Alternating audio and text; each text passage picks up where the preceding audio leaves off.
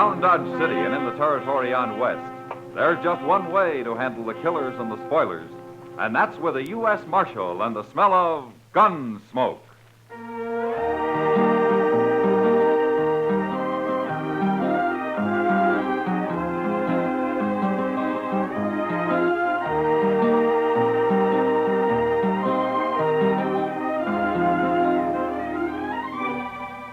Gunsmoke, starring William Conrad. The story of the violence that moved west with young America. The story of a man who moved with it. Matt Dillon, United States Marshal.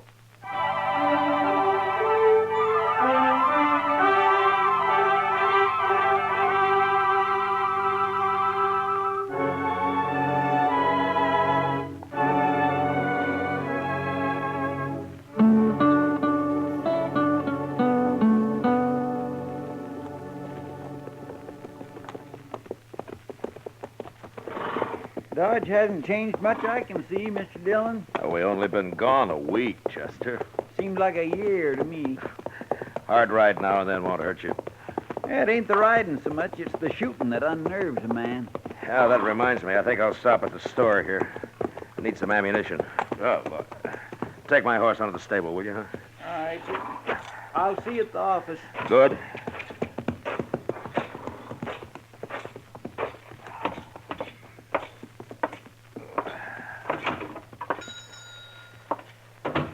Marshal Dillon, it's certainly good to see you back. Well, thank you, Mr. Green. Yes, sir. We've missed you around here. Well, that's fine. I'd like a couple of boxes of 45s. Oh, you're loading up, too. I guess you've already heard. What? Yes, sir. I sold more ammunition the last couple of days than I usually do in a month. I'm nearly out. There's the last box of 45s I've got. I'd have saved more for you if I'd have known, Marshal. After all, you're going to be sort of out front in this business. Mr. Green, what are you talking about? You haven't heard? Heard what? About the Indians. Indians? The Pawnees. They're going to attack tomorrow. This is the last day we've got to get ready for them. That's why everybody's been hoping you'd be back in time. We have to get organized, Marshal. Where are they, Mr. Green? Who? The Pawnees. Oh, they're out on the prairie somewhere, I guess. Now, what are your plans, Marshal? Oh, I don't have any plans. All righty. When you decide what to do, let me know. I'll do my share of the fighting, you know that. You can count on me. We've got women and children in Dodge. May I ask one question, Mr. Green? Certainly. How do you know these Pawnees are going to attack Dodge? And how do you know they're going to attack tomorrow? Well, everybody knows about it, Marshal. That's why, like I said, they've all been buying up ammunition, getting ready. But who told them about the Indians? I don't know, Marshal. It's general knowledge. You just ask anybody. Is the whole town as jittery as you are? I'm not jittery. Marshal, this is a serious matter. Those Indians could wipe out Dodge if there's enough of them. Yeah, sure. How many are there, Mr. Green? Well, I don't know how many, Marshal. Good-sized war party, I imagine. Has anybody seen them? Oh, no, Marshal. They haven't seen yet. It's tomorrow they're coming. Oh. I'll put the 45s on my bill, Mr. Green. You let me know when you get your plans made, Marshal. You can count on me. I'll tell everybody you're back, and we'll have a meeting. No. You wait till you hear from me, Mr. Green.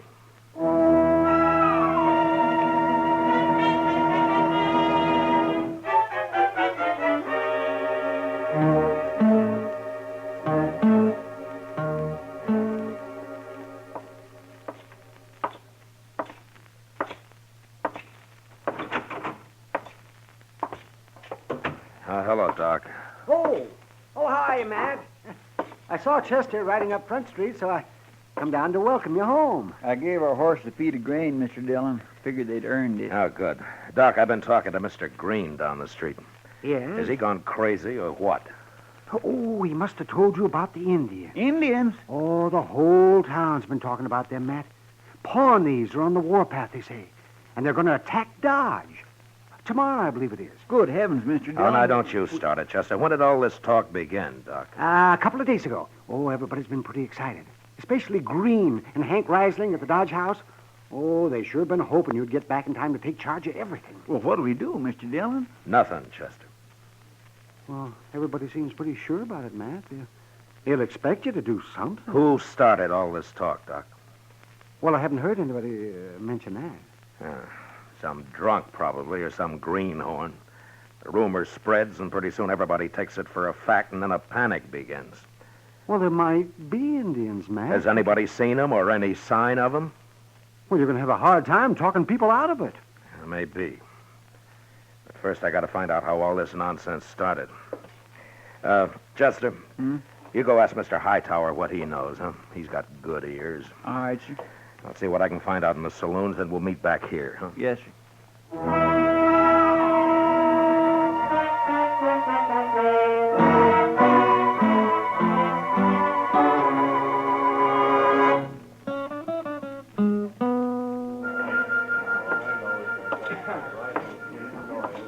Matt! Matt! Hello, Kitty. You go away for a whole week and you come back with nothing but a big frown. What are you on the prod about? People. Oh, that. How come you're not armed, Kitty? Armed? You're just going to let the Pawnees ride off with you? Aren't you going to struggle a little? Kind of exciting, isn't it, Matt? You don't seem very worried. Why should I be? Dodge is full of heroes these days. Kitty, maybe I never gave you enough credit. For what? You got brains, too. Don't be nasty. You need a drink, beer? No, thanks. Who's the old man at the bar there? The long one with the long hair. He's a sight, isn't he? You don't very often see men dressed in buckskin anymore. His name's Tewksbury. He must be 80 years old. Yeah, it's been half that since he's had a bath. Man his age has seen a lot of country, Kitty. Never mind him. What are you going to do about the Indians, Matt? The only thing I can do, try to keep the good citizens of Dodge from getting all triggered up and shooting each other for Pawnees tonight and tomorrow. How are you going to do that? Well, I'd like to know who started all this, for one thing. I think I'll have a talk with Sam there. Bartenders generally know things. Are Pawnee braves as handsome as they say, Matt? You'd be surprised if they really did raid this place, wouldn't you? Maybe. Wouldn't you? Yeah, I would. Well, I'll see you later, Kitty. Sure, Matt.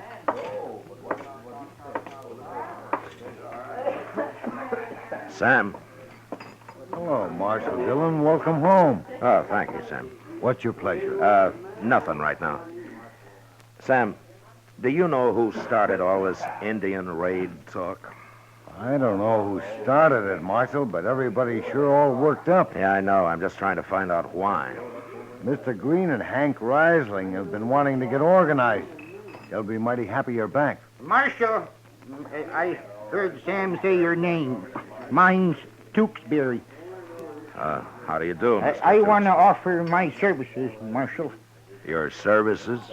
But what for? There ain't nothing I don't know about Indians, Marshal. Why, I introduced Kit Carson to his first Apache over in New Mexico. Oh? And if it hadn't been for me, John C. Fremont would never got back from the Des Moines River in 42. Arapahoes that time. Inside and out, Marshal. Backwards and forwards.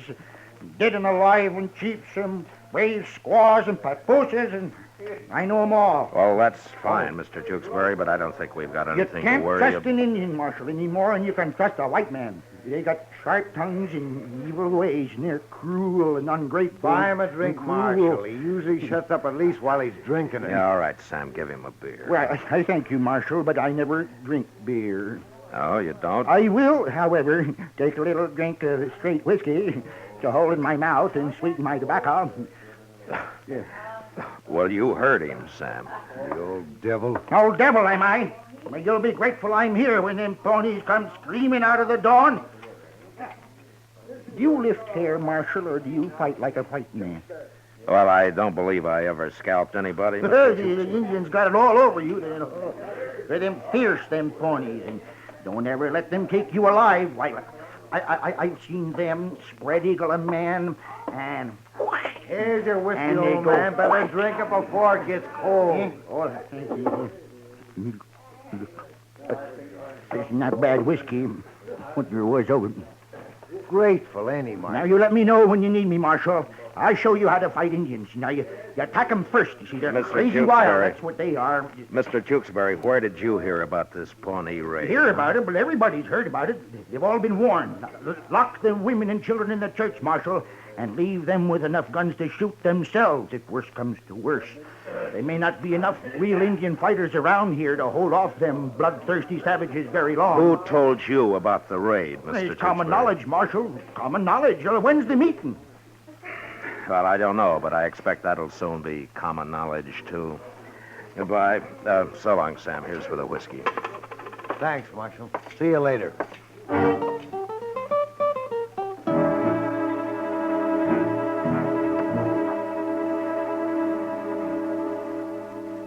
Mr. Hightower didn't know anything, Mr. Dillon, except there will be an attack tomorrow. What'd you find out? Well, I went to all the saloons, Chester, but all they had was the same story. Some wilder than others, especially an old man called Tewksbury. He seems bloodthirstier than anybody. I never heard of it. No, he's a stranger here. Oh, look what's coming across the street. I guess this is the organizing committee, huh? Yeah. Who is that pioneer they got with them? Now, that's old Tewksbury I told you about. He's a little touched in the head, I'm afraid. Well, here they are. Gentlemen? Gentlemen? All right, gentlemen. Now, Marshal, there isn't much time left, and we've got to get Dodge organized. Now, Hank Reisling here and I, we've worked out a tentative plan, which we propose Just a minute, Mr. Green. There's something I want to ask before you go on. Yes, Marshal. I'd like to know which one of you men heard about these Indians first. Well, I don't see that matters. Which All right. heard about it All right, first. all right. Oh, Then let's say the rumor just got started somehow, okay? Pretty big for just a rumor, Marshal. Well, my wife's nearly crazy with fear. All the women are. That's why we got to do something. Get things organized. People will feel better then. You know what panic is, Reisling? It's fear, all right, but a man can be afraid and still think. But when he gets panicked, he stops thinking. Like all of you right now. You're acting like cattle in a stampede. That's pretty strong talk, Is Marshal. it? Is it? Then I'll point out something else to you. You're willing to believe the Pawnees are on the warpath, and you don't even know who reported it. And on top of that, you're willing to believe they're going to attack tomorrow. Well, that's what they say, Marshal. And it's your job as the law here to do something about it. Yes. If you don't help us now, the blood will be on your head. Blood? In Pawnees are the bloodiest devils in the whole Indian nation. They're mean. They're downright mean. I know them. I'll show you how to fight them. We'll ride out after them. That's Tewksbury. what. We'll get after them first. You see? Tewksbury, let me ask you I'm something. offering my services, Marshal, same as I did with John. Well, K. listen to me. Fremont. The Pawnees are attacking tomorrow. Is that At right? dawn, Marshal. They always attack at dawn. If they die at night, you see, their spirit wanders. They got to die. Yeah, when I know, it's I know. daylight. But You there's see, something else about Indians I want to ask you. I know everything there is to know about Indians. Then did you ever hear of Indians telling anybody They're- just when they were going to they're- attack? They're just like snakes. They never tell nobody nothing. It's just whoosh, and there you are with an arrow right in your throat. Then how come everybody in Dodge knows when these Pawnees are coming? Now answer me straight, Tewksbury. Well, yeah, Marshal, it's just somebody must have found out. The only person who'd know would be an Indian. Now, gentlemen, have there been some Pawnee warriors in town lately getting drunk at the Alafraganza and talking when they shouldn't? Well, have there? No. No, the Marshal makes sense, man. It sure don't sound right somehow. No, it sure don't. Yeah, but if you stop to think about it... Tewksbury, Why would... when did you hit Dodge? A while ago, Marshal. When? I don't know when. I don't keep track of time. But the Indians do, though. Oh, they know just how many Oh, moons... shut up, Tewksbury. I don't want to hear any more. more about Indians out of you. And if you go on talking around Dodge, I'll throw you in jail and you can do your spouting there. Marshal, he's an old man. You shouldn't ought to treat him like I've got that. an idea he's the one who started this whole thing with his wild talk, and you men have made fools of yourself listening to him. Now go on home and calm down your womenfolk and forget it. Good night, gentlemen.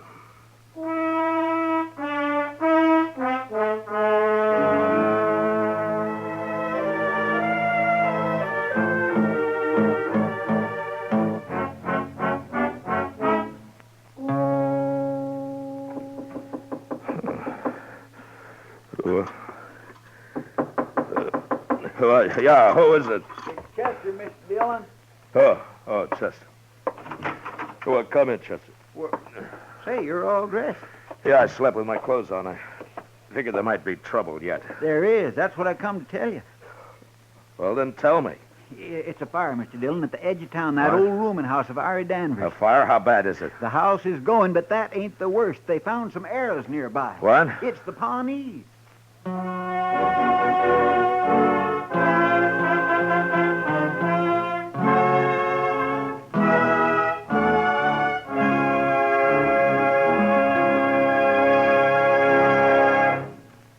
We will return for the second act of Gunsmoke in just a moment. But first, tonight's free and easy Saturday night country style on CBS Radio features the old Kentucky barn dance and the WWVA Wheeling Jamboree. It's Saturday night country style later tonight on most of these same CBS radio stations. Now the second act of Gunsmoke.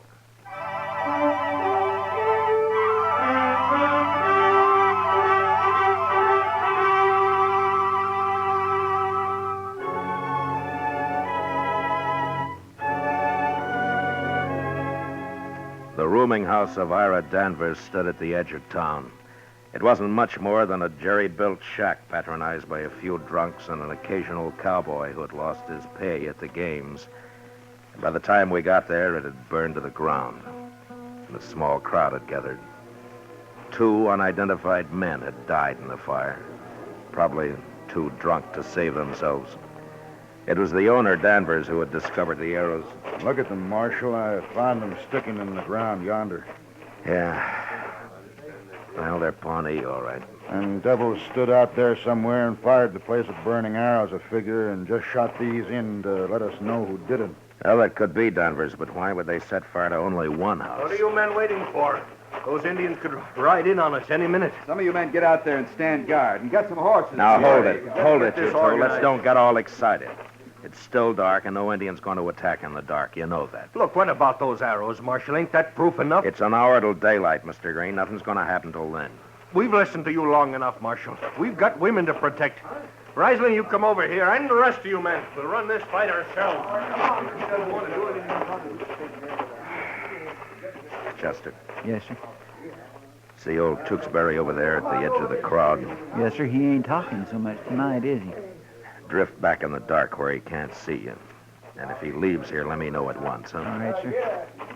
What do you make of it, Marshal? Yeah, there's nothing to worry about, Sam. What are you doing here, Kitty? Sam promised to wake me up when the action started.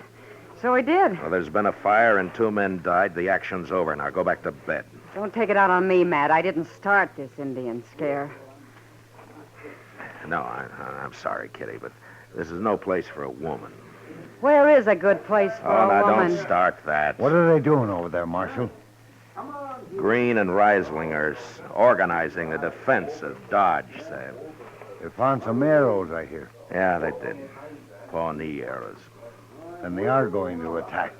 They're right out there in the dark somewhere. No, I don't think so, Sam. But you go look if you want. Sam, come on over here. We'll need you, too. That's Green. He's calling me. Now, then you better go.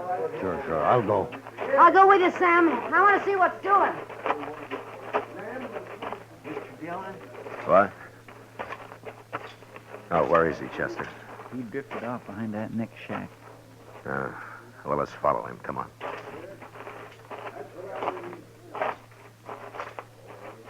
Were you close enough to see if he's armed? No, sir. I couldn't tell. It's too dark. No. Look quiet now. I don't see it. No, neither do I. Now, hold up a minute. Maybe we can hear him. Now let's go on. Hey, something moved right over there. Yeah, I saw it. Look, he's lighting a fire. Yeah, there he goes. You put out the fire, Chester. I'll catch him. Yes, sir.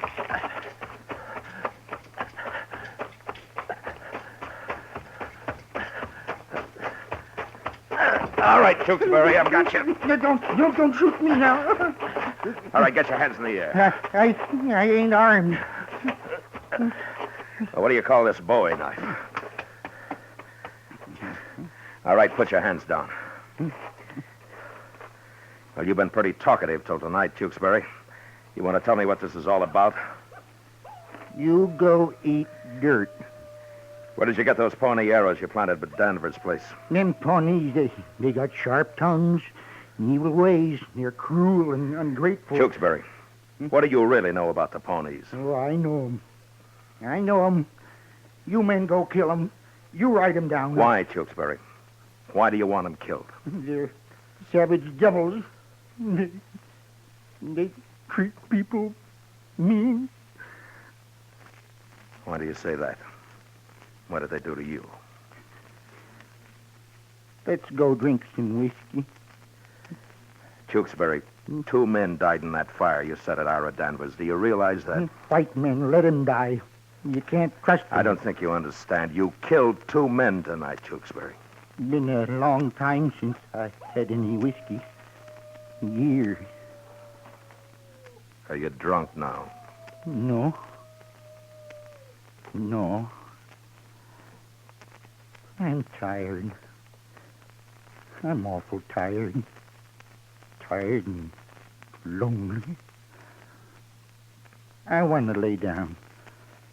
Make camp. Yeah. Come along, old man. I'll show you a bed.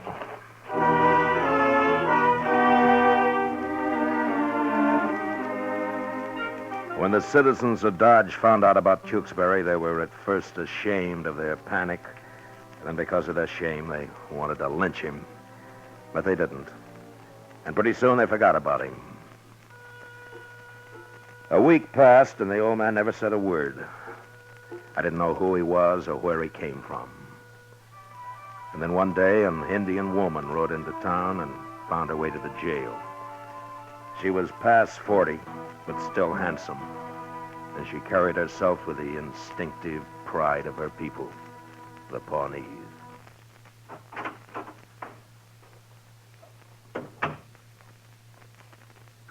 Is this the jail? Yes, it is. You are the marshal? That's right. What can I do for you? Word has been brought that you have an old man here. Tewksbury? Yes. I have come for him. What? I am his daughter, Marshal. Oh, I see. Well, will you sit down? Thank you. So Tewksbury married a Pawnee, huh? Many years ago. My mother is dead. Yeah. Your father taught you English, huh? Yes. But I have lived among white people. Not for long. I like my people better. Of course. I think my father does, too. He has lived with us many years. Tell me, what was he doing in Dodge? He is old. So old he is like a child. He ran away one night in anger. Why? Our tribe is peaceful, Marshal. We have given up war. But sometimes the young men find it difficult not to fight. My father made some whiskey. He was giving it to the young men, telling them they should kill white people. And he got caught at it. Yes. The chiefs held council. They made very strong talk. My father grew angry. He say he will destroy them. Marshal, he is old. Thoughts are no longer clear in his head. Yes, I understand. He has lived long, seen many things. He does not like being old. He cannot understand why life is peaceful with us. Well, he sure stirred up a lot of trouble here. A hunter told us the story. My father will be more closely watched now. Because he has served the tribe well in the past, chiefs will send you horses. Horses? To let him come back. Oh, his fine, huh? Is fine, yes. I forgot the word. Well, It's not as simple as that. You see, 2 men died in that fire your father set. I'm afraid he'll have to stand trial. Trial? Oh, your counsel. Yes, It'll be in a few days now, but I've got to warn you that it might not go well with him. 2 men die. I understand, Marshal. I wait. Look, would you be willing to come to the trial to talk for your father? A squaw? Well, we allow women to talk at our trials. Then I will be there. Good. Now I think your father'd like to see you. Come.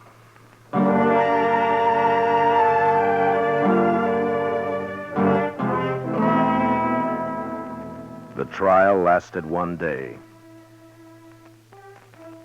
I don't think Tewksbury knew what it was all about, or even cared. After seeing his daughter, he started talking again. But in Pawnee. Never said a word in English, or even acknowledged it when he was spoken to. His daughter took the stand, and shortly after, impressed by her courage and honest dignity, the judge released Tewksbury to her custody.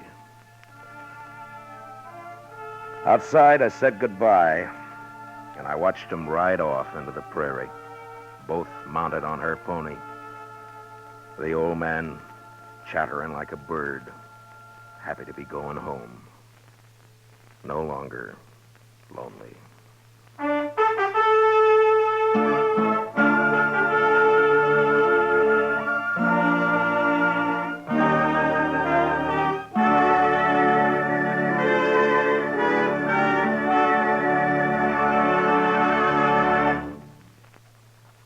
Gunsmoke, under the direction of Norman Macdonnell, stars William Conrad as Matt Dillon, U.S. Marshal. Tonight's story was specially written for Gunsmoke by John Meston, with music composed and conducted by Rex Corey. Featured in the cast were John Daner and Lawrence Dobkin, with James Nusser, Vic Perrin, and Lillian Bayef. Parley Bear is Chester, Howard McNear is Doc, and Georgia Ellis is Kitty.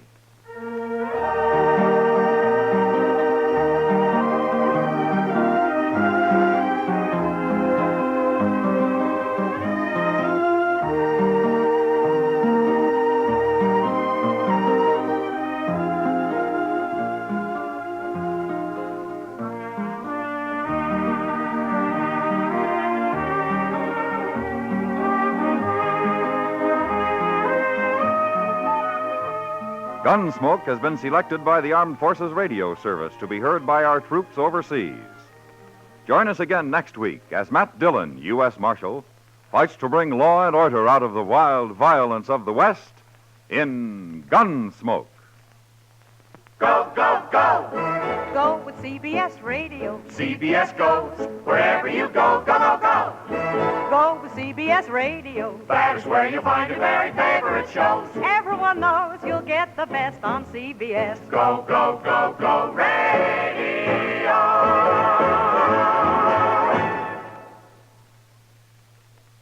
George Walsh speaking. America now listens to 110 million radio sets and listens most to the CBS Radio Network.